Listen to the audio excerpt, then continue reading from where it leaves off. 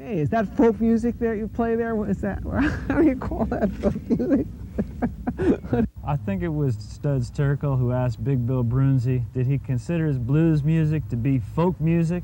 And Big Bill says, well, never heard no horse.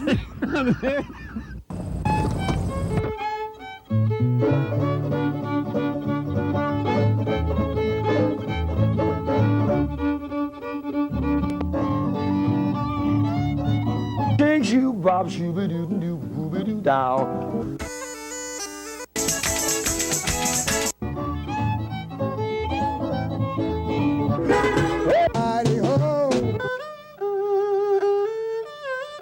Bang!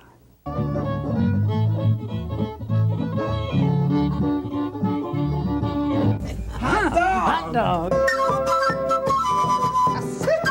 Don't hesitate. It could be your ticket to a new tomorrow. Have a minute before.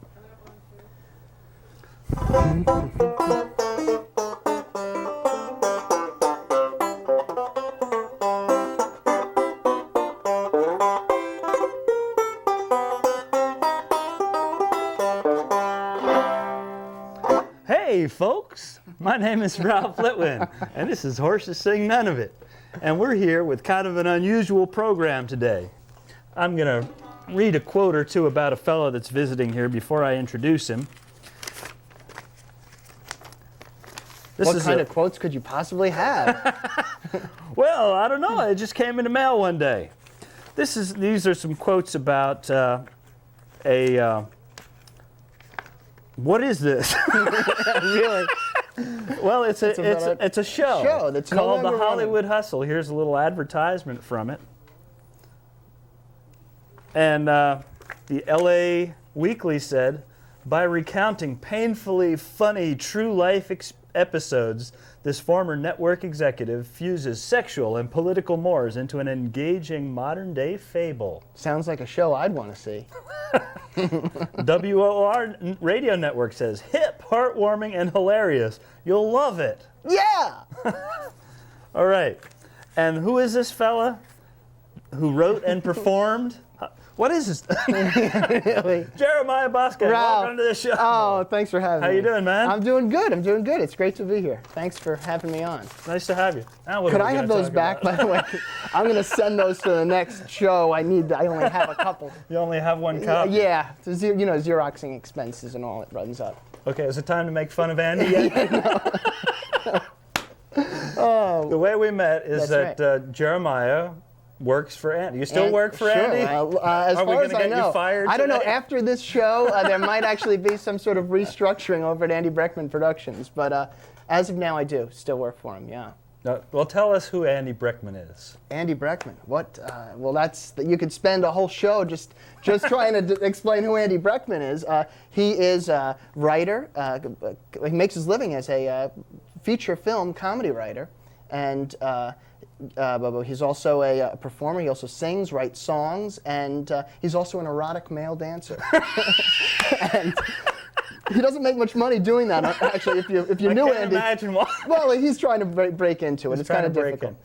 He wrote the story and the screenplay on that film that was just out recently about Einstein. And That's right. What's the name of that? IQ with IQ. Walter Matthau and Meg Ryan and Tim Robbins. Did you work on that one too? I got Andy his lunch for a good. Many of the days that Andy was working on that movie, I got him his tuna sandwich. All right. Well, that was an important. It wasn't always a tuna sandwich. Sometimes it was a BLT. But yeah, no, I was working with him during that, and now he has another movie that's in pre-production now that's called Bilko, based on the Sergeant Bilko series of the 50s with Phil Silvers. Yes. Steve Martin is playing Bilko, and it's being directed by Jonathan Lynn, Dan Aykroyd, and a whole bunch of other big stars. Are in it. Yeah, so Andy is doing well he couldn't be here tonight. Yeah, he's doing well. He's doing well for himself. And he's funny. God love him. He is a very funny guy. Maybe if I say that a couple more times, when I go into work tomorrow, I might find a little fruit basket in my desk or something. And I have tried to get Andy to come on this show. Is that right? I've offered all kinds of incentives. Yeah. He is, and this is maybe we'll actually be able to trick him into coming on the show, because Definitely. he has told me that the reason that he doesn't want to come on the show is that he doesn't want his neighbors to know that he plays folk music. Well, And now the cat is out of the bag. yeah. That guy who lives next door to you. Yeah, the guy with the beard and the carries the guitar around all the time. He plays folk music. No, he's a very very modest guy and very quiet, but he's really great. He's got 2 CDs out. Don't Get Killed is one of his CDs, as you know, and another one I can't remember the title, but he hasn't given me the other one yet. oh well, I'll see if I Bummer. can get that. Yeah, they're very funny. He's great. Very funny songs. He's and stuff. hilarious. He's hilarious. So that's maybe- how we met, because you were friends with Yes. Andy and I worked for Andy. So the day you came in, I was giving you both foot massages. And I actually worked for Andy too, and I'm still working for him as a cabinet maker. I think in a way, we all work for Andy Breckman. He's got enough money to pay everybody. Everybody works for Andy in another way, one way or another. But that's how we met, and that's how you and I guess we talked about my show that I had done out That's in LA. right. And Now tell us about this. well, those quotes that you had there, the show was called Hollywood Hustle, and it was actually just a series of stories, like an hour and 15-minute monologue that I did that were culled from my 4.5 years living in LA. And I had sort of a strange sort of circular, cyclical experience there. I arrived in LA, this struggling, out of work actor, writer, and then through a series of strange meetings and lucky breaks, I became a network television executive, and did that for a couple of years and sort of rose the ranks and was very fortunate to have some success at that, only ultimately to give it up to go back to pursuing the dream, quote unquote, and now I'm back to getting tuna sandwiches for Andy Breckman. But the show is about these different experiences that I had in that cycle, and it started off in a little theater in Venice, California, and we got some nice reviews. It moved to a bigger theater, and then my wife and I moved to New York, back to New York, about 1.5 years ago, and it ran this past summer at Soho Rep for a couple of months, and now it's being made into a movie, believe it or not. All right. And so it's an opportune time because I'm to be doing your show, because on Sunday, actually, I'm going to LA, and the rest of the crew arrives the following week, and we do a week's shooting in LA in the first week of March, and then come back to New York and have 2 weeks shooting. And this might be something, with any kind of luck, that will be on the festival circuit next year, about 9 or 10 months from now. And then you might be rich and famous like Andy Breckman. Yeah, maybe. No. You never know. No, yeah. Well, listen. So essentially, you wrote a story, a monologue, and performed it about the stupid decisions that you made Yeah, in your life. exactly. No, it actually is about decisions and about choices, and I think that part of why the show was successful was because you didn't have to be an actor or a writer or a network executive to relate to the emotional underpinnings, as it were, of the stories about the kind of choices that we all have to make in life. But the central issue is having to reconcile that choice that we all have to make about how to pay our rent and pay the bills, but also be doing something that feeds us emotionally and spiritually and that we find meaningful. And so I think the stories were relatable to different people, regardless of what their own backgrounds professionally are.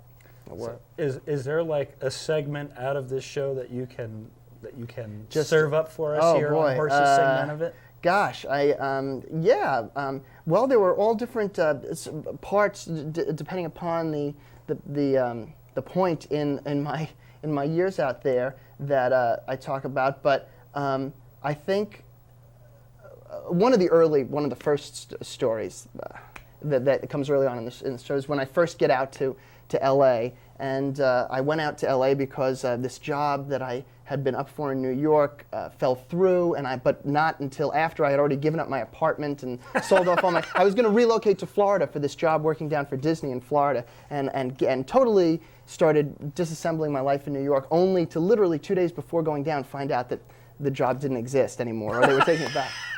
So it was like either stay in New York and find a new apartment, new furniture, a new winter coat. I gave away my winter coat. I thought I was moving to Florida and looked like a total loser. I'd been given going away parties by my friends, and having to sort of stay after that. Or, move somewhere. And so I figured, well, where can I move that, I can still pursue this dream of mine and I don't need a winter coat. And so I rode out to LA on my motorcycle. And I'd never been to LA before. This is with your wife? No, this is before I'd even met my wife. Before you went. I was just I was a rambling single guy, and I went out to L.A. and on this motorcycle, and I didn't really know my way around at all. I'd never been there before, and I just got an apartment near a friend. A friend of mine from college had moved there a couple of years before me, so I got an apartment near him, and it wasn't until one of my first walks through my new neighborhood that it hit me, that I realized what I had done. It was like there were palm trees and the sun was shining, birds were flying, there were guys walking around with no shirts on. And I remember it was at that moment, that it hit me, the enormity of what I'd done, that I was in Southern California. I was in Hollywood, and it was, and I remember as I was walking down the street, I remember thinking, I said, you know what? If I get hot, I'm gonna take my shirt off too. And sure enough, after like walking around for 15 minutes in the Southern California sun, I was starting to feel a little sticky. So I don't take my shirt off all the way, but I do sort of unbutton it, and I pull the shirt tails out of my pants. So now I'm walking down the street, the sun and the warm breeze on my bare chest. I'm all content, I'm feeling like, I'm really fitting in. I'm really assimilating, really getting into my new milieu. When all of a sudden, this BMW sedan pulls up alongside of me and comes to a stop. And the front window slides down, and I make eye contact with this very distinguished-looking gentleman in a suit and tie, maybe 45 years old. And it looked like he needed directions. So I take a couple of steps towards the car, and I go, "Can I help you?" And the guy looks me up and down, and he goes, "No!" Like that. And I'm like, and the car crawls forward like another 20 feet, and it stops again at the corner where the distinguished-looking guy makes that same sort of eye contact with this like 19-year-old kid with like thick, curly blonde hair and no shirt on. Only this time, the BMW door opens and the kid climbs in. And it took me a few seconds to figure it out, but I realized, I had just been mistaken for a prostitute. And it turns out that in this particular section of town, guys with no shirts on are male hustlers. So not only was I mistaken for a prostitute, but upon closer examination by my John, I was passed over. Lucky thing. Lucky, well, and that was my first experience in Hollywood with rejection. And so that's a sampling of how my time started off in LA on that note. And it was a learning experience in many ways. It's a very different place from New York and the lifestyle I had been accustomed to. Well, that seems like a good pausing point. Yes. And we're going to take a public service announcement break. Why don't you come up here, Pumpkin? What are you doing, Larry? Well, Vince, I've asked my pumpkin to sit on my lap to prove a point. And what is that, your Larryness? Even if we fasten our safety belts, even if you hold on tight, even if you were watching the road, in a crash, your pumpkin will be nothing but a squash. You could learn a lot from a dummy. Use child safety seats. We love that little pumpkin to pieces. Gotta jump on plane, a new place to go, awesome stuff to see, cool stuff to know. It's you and your buddies hanging out. We take trips. Hey, check this out. You got Cub Scout cool, and your end comes to roll. You got Cub Scout cool, and it's in your soul. Getting it together till we're out of sight. We're sticking with Scouts and we're doing all right. We got cool. We got cool. You got Cub Scout cool. Hey, we're back on Horses Sing None of It. My name is Ralph Litwin. We're here with Jeremiah Bosgang, the writer and primary actor in The Hollywood Hustle. God bless me. And I'm going to do a little song here that's a brand new one, and Jeremiah is going to hear this for the first time, but he knows the chorus. So. Yes, I've heard the chorus once. I will mess up the chorus. And this is a true story. Delia is the woman I give all my money. And all this time, she ain't never called me honey. Now I hear she's gonna marry some guy named Joe or Frank. I'm in love with Delia, a teller at the local bank. Delia, Delia, I'd like to steal ya. Here's to you on your wedding day. It may sound sappy, but I hope you'll be happy, and I'll still bring you all my money anyway. Delia works 2 jobs, moonlighting at the grocery store. When I saw Delia there, I forgot what I was shopping for.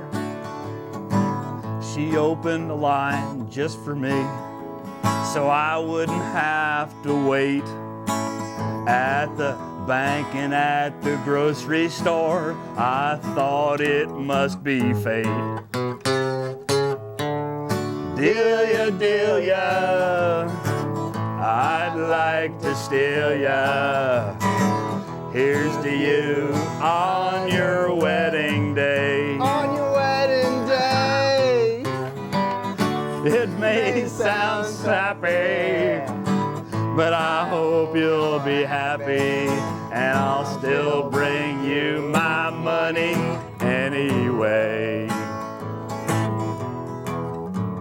Last summer, Delia wore a dress that fell off her shoulder. There I saw a little tattoo. It made me want to hold her.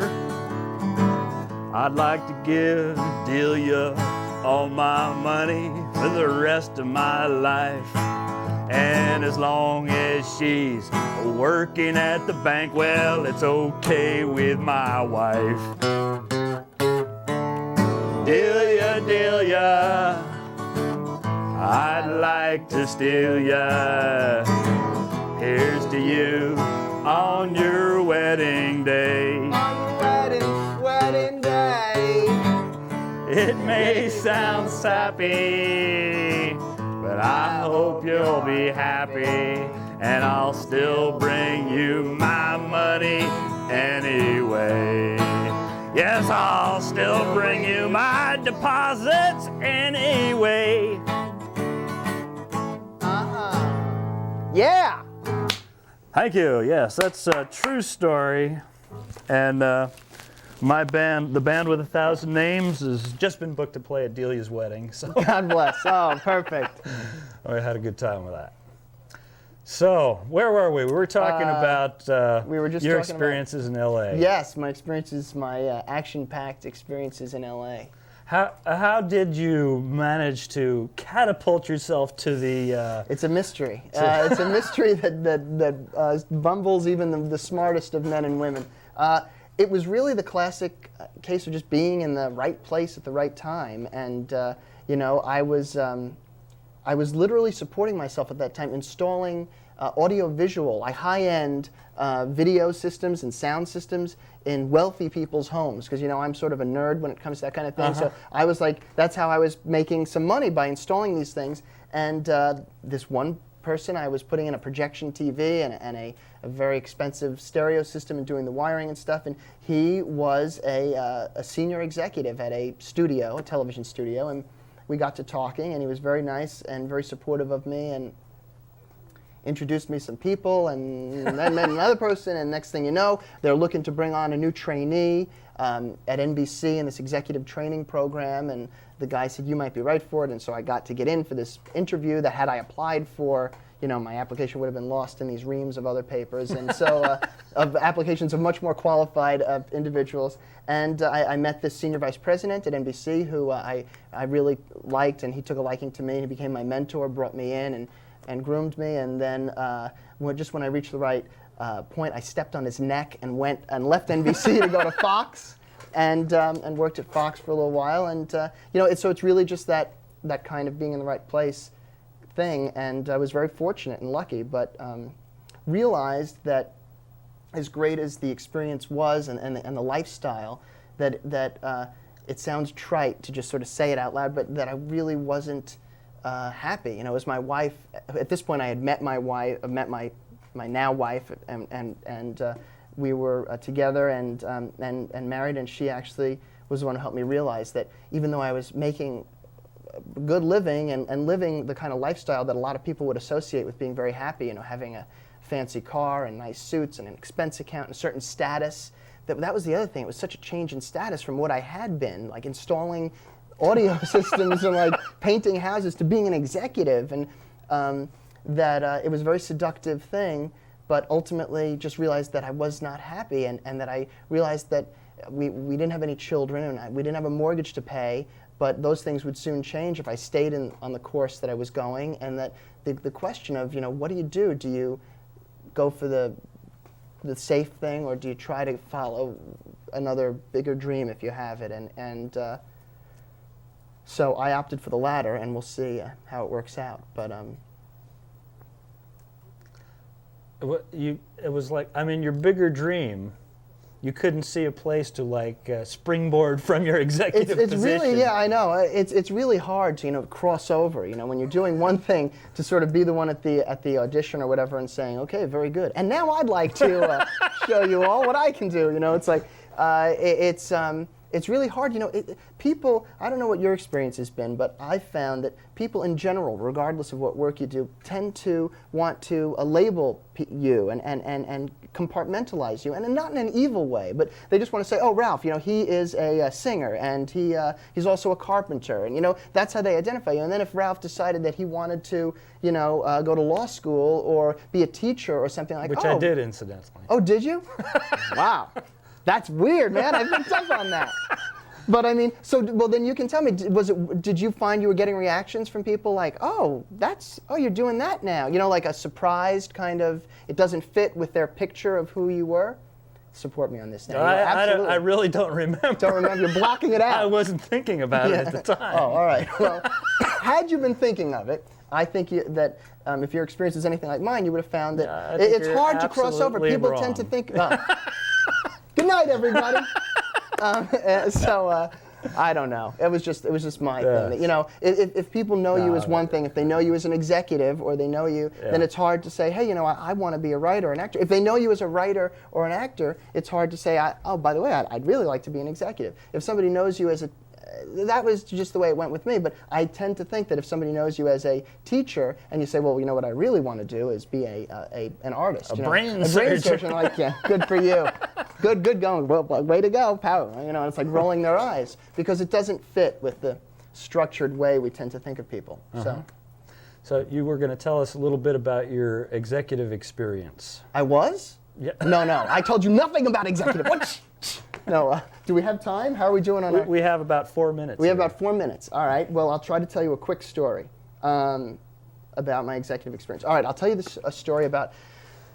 So this is the speed rapping, a year and a half or 2 years from the time I told you that last story about the Santa Monica Boulevard open shirt story. Now I'm a young executive at NBC, and I've been there for several months, and I work in development, which is program development, which means creating new programs, developing new shows, and people with ideas for shows, writers and producers, come in and they pitch their idea to the development executives, the quote-unquote buyer for the network. And then network executives discuss it and say, is this the kind of show that we might want to do, and is it worth buying a script, developing, just to give you a very broad brushstrokes of the process.